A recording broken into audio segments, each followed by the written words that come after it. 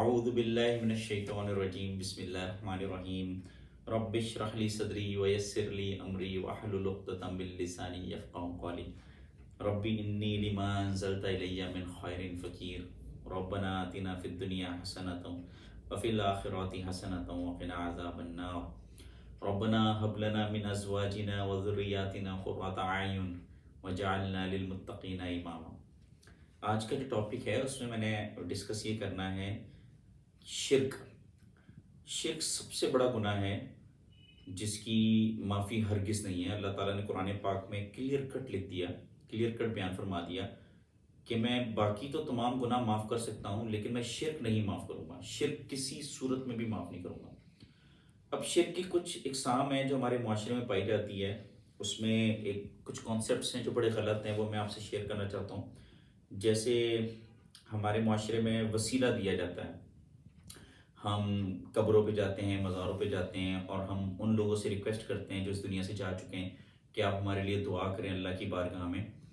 देखें जो ज़िंदा है ना, जिसके अंदर अल्लाह की रूह मौजूद है, वो किसी जाने वाले के लिए दुआ कर सकता है। जो इस दुनिया से रुखसत हो गया है वो आपके लिए दुआ नहीं कर सकते, ठीक है ना। देखें रसूलुल्लाह ने भी हमें सिखाया कि आप मुझ पे दुरूद पढ़ें, आप एक दफ़ा दुरूद पढ़ेंगे अल्लाह आप पर 10 दफ़ा रहमत नाजिल फरमाएगा।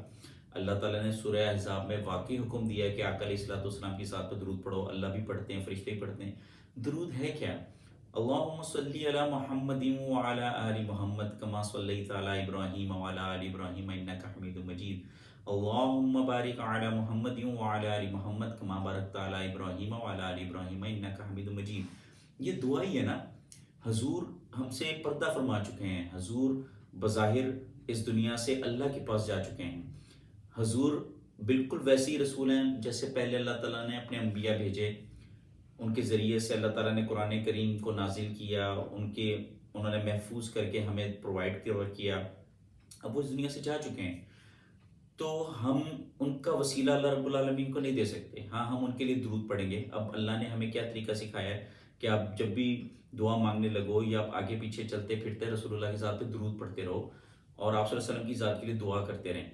और इसी तरह जब अज़ान के बाद हम दुआ मांगते हैं तो उसमें भी बड़ा खूबसूरत एक पॉइंट हम कहते हैं कि अल्लाह क़यामत के दिन हमें उनकी शफ़ाअत से बहरमंद फरमा। क्योंकि जब क़यामत का दिन होगा तो अल्लाह ताला हम सबको उठाएंगे, हमारे अंदर फिर से रूह डालेंगे, हम सबको फिर से ज़िंदा करेंगे। तो उस वक्त हम हजूर हमारी शफ़ाअत कर सकते हैं, लेकिन अभी हम इस तरह से नहीं कर सकते। इसी तरह हम किसी और से डायरेक्ट मदद भी नहीं मांग सकते। देखें ना, अल्लाह ताला ने फरमाया है कि चाँद सूरज ये सब अल्लाह की निशानियाँ हैं, तो तुम इन्हें सजदा ना करो, मुझे ही सजदा करो।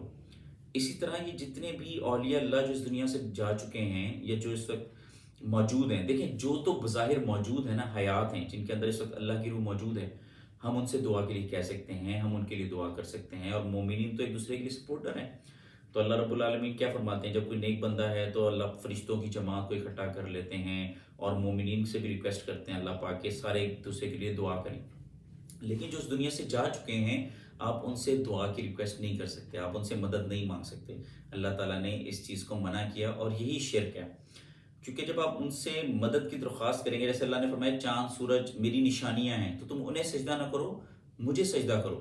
इसी तरह ये जो अल्लाह के नेक बंदे हैं इन पे सलामती हो, आप उनसे मदद ना मांगें, मदद हमने अल्लाह से ही मांगना है। अल्लाह और उसके बंदे के दरमियान कोई वास्ता नहीं है। मैं आपको छोटी सी एग्जाम्पल देता हूँ। देखिए सूरह सौद में अल्लाह ताला फरमाते हैं कि मैंने आदम को अपने दोनों हाथों से बनाया, फिर उसमें अपनी रूह फूंकी, फिर उसको मैंने फरिश्तों के आगे अपना इल्म सिखा के फरिश्तों के आगे किया और फिर तमाम फरिश्तों को कहा कि उनको सजदा करो। तो देखें हम सब आदम की औलाद है ना, हम सबको अल्लाह ताला ने अपने हाथों से बनाया। अल्लाह ताला ने हमें अपनी रूह फूंकी और हमें कुरान पाक दे के, अपना इल्म दे के हमें इस दुनिया में भेजा। तो देखें अल्लाह रब्बुल आलमीन में और बंदे में कोई पर्दा नहीं है। अल्लाह मुजीब है, मुनीब है, गफूर रहीम है। मैं अगर अभी आपके सामने वीडियो बना रहा हूँ ना, तो खुदा की कसम इस वक्त मेरे अल्लाह मेरे पास हैं, हाजिर और नाजिर हैं, वो सुन रहे हैं मैं जो भी बातें आपसे कर रहा हूँ। देखिए मैं आपको एक छोटी सी मिसाल देता हूँ। कुछ दोस्त कहते हैं जी कि अब ये जो है कुरान पाक वो रसूलुल्लाह के वसीले से हमें मिला है। जी बिल्कुल वसीले से मिला। अल्लाह ताला ने कुरान पाक रसूलुल्लाह को दिया, हजूर कंपाइल करके सहाबा इकराम को दे गए।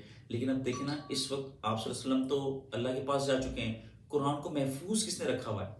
अभी भी देखिए अल्लाह की रहमत हमसे कितनी करीब है کہ اللہ تعالیٰ نے قرآن کو محفوظ رکھا ہوا ہمارے لیے تاکہ ہم ڈائریکٹ اللہ کی رسی کو پکڑیں اور ہم ڈائریکٹ رسول اللہ کی پیروی کر سکیں اور ہم اللہ تعالیٰ کے راستے پہ چل سکیں.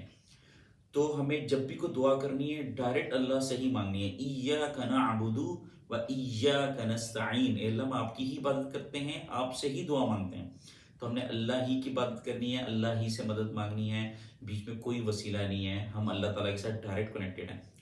دوسرا میں آپ کو ایویڈنس یہ دیتا ہوں کہ آپ قرآن کریم کی جتنی بھی دعائیں اٹھا لیں، جتنی بھی دعائیں اٹھا لیں، کہیں وسیلہ ہے نہیں ہے، ڈائریکٹ اللہ سے مانگا ہے.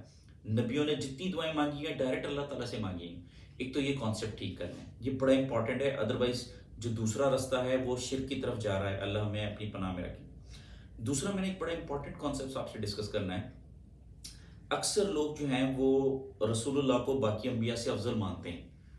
تو میں یہ کلیئر کرنا چاہ رہا ہوں، آپ علماء کرام جو الحمدللہ قرآن پاک کو جانتے ہیں وہ بھی اس چیز کو بہتر سمجھتے ہیں کہ رسول اللہ بالکل ایسے ہی ہیں جیسے باقی تمام انبیاء ہیں. جیسے سورہ آل عمران میں اللہ نے فرمایا کہ محمد رسول اللہ اللہ کے رسول ہیں، جیسے اللہ نے پہلے رسول نازل کیے. تو اگر یہ اس دنیا سے چلے جائیں یا شہید کر دیے جائیں تو کیا تم اللہ کے دین سے پھر جاؤ گے؟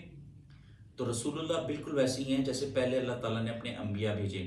اسی طرح آپ دیکھیے نا سورہ نساء میں اللہ تعالیٰ نے باقاعدہ نبیوں کے نام لے لے کر، جو علماء کرام ہیں وہ اس چیز کو جانتے ہیں کہ حضرت ابراہیم، حضرت موسیٰ، حضرت نوح، حضرت اسحاق، حضرت عیسیٰ علیہ السلام جو جلیل القدر انبیاء ہیں، ان کے نام لے کے اللہ نے فرمایا اے نبی آپ، میں نے یہ سارے واقعات آپ کو اس لیے بتائے کہ آپ ان کی پیروی کیجئے، ان کو اپنا رول ماڈل بنائیے. تو تمام انبیاء ایسے ہیں، لا نفرق بین احد من رسولی، ان میں کوئی فرق نہیں ہے.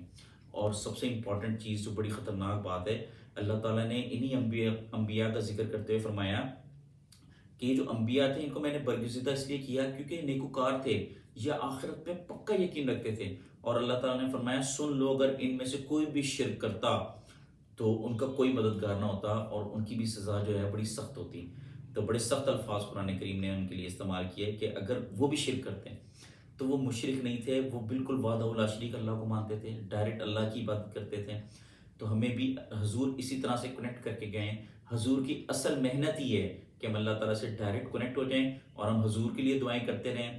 پھر حضور جب قیامت والے دن اٹھائے جائیں گے تو پھر حضور ہمارے لیے دعا کریں گے، شفاعت کریں گے.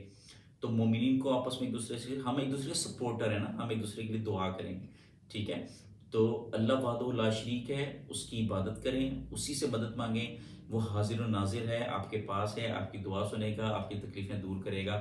بیچ میں کوئی وسیلہ، کوئی واسطہ نہیں ہے. اور کسی غیر اللہ سے آپ مدد نہیں مانگ سکتے، کسی غیر اللہ سے آپ مدد نہیں مانگ سکتے. تو اس پہ تھوڑا سا ریسرچ کریں، فردر میرے ساتھ کمنٹ میں مجھے ضرور مینشن کیجیے. اللہ ہم سب کو عمل کرنے کی توفیق عطا فرمائے. جزاک اللہ.